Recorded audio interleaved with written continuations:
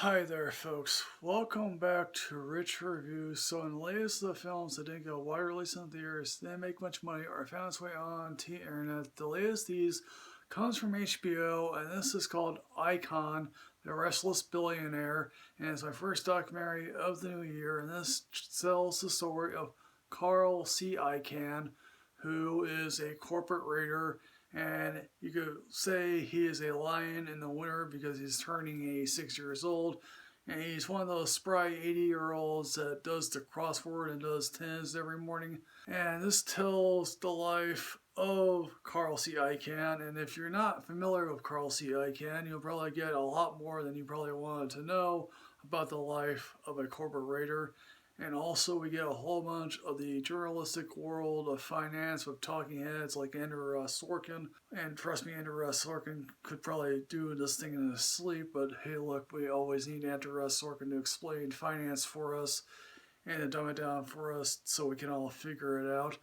Now, if you're thinking to yourself, corporate raider is probably something evil. Now, obviously, Carl Icahn has said about himself that he considers himself to be something in the tune of Alexander the Great.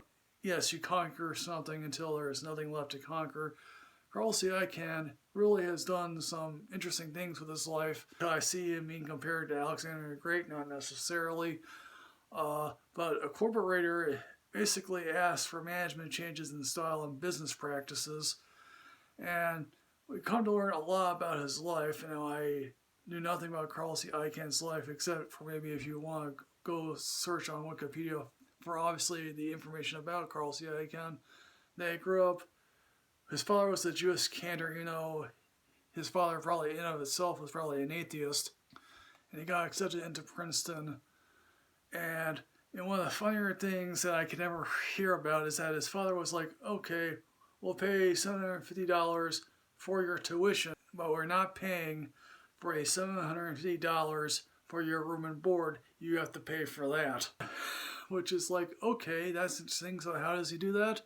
Well, he goes to the beach. Then, of course, he ends up meeting with a group of guys who plays poker. Manages somehow to win most of his room and board money by beating these guys at poker. Because obviously, as a Jew, he's sort of concerned that he cannot get into certain clubs in Princeton.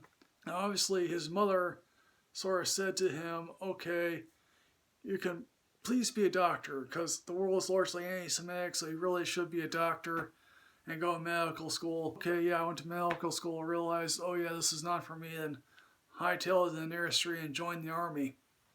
After being in the army for a few years, he decides to get into Wall Street, basically doing that for a living.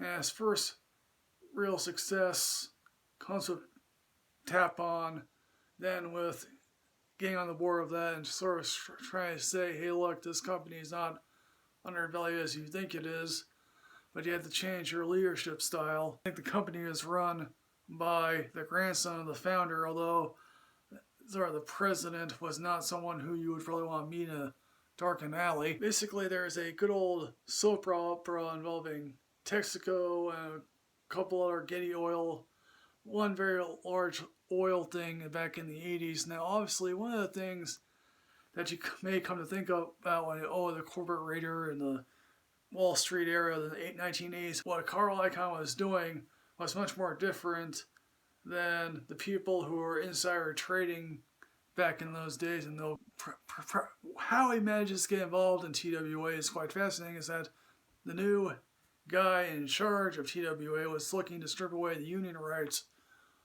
And the union was sort of like to Carl Icahn, hey, could you come help us battle this one guy here? So he bought TWA. Then he found himself stuck with going to war with one of the unions, particularly the stewardess union. Of course, sadly, TWA went out of business. And then obviously he wants his son to sort of take over as well. And his son might be the chip off the old block because he beats him at chess every time. And quite frankly, if you are constantly going into battle, you don't want to be beaten by your son at chess. It's a great documentary, not necessarily, but alas, I can't think of a better way to kill an hour and 40 minutes by listening to people talk about a hedge fund manager or a corporate raider. So anyway, folks, Icahn The Restless Billionaire. I'm going to give this a matinee because I quite frankly think there are worse ways to spend your time on a documentary. So folks, Icahn The Restless Billionaire, have you seen this? What did you think? Please put everything in the comment box below here, folks. As always, folks, like, comment, subscribe, and rate yourself with knowledge. I'll see you next time, folks. Yes, hooray.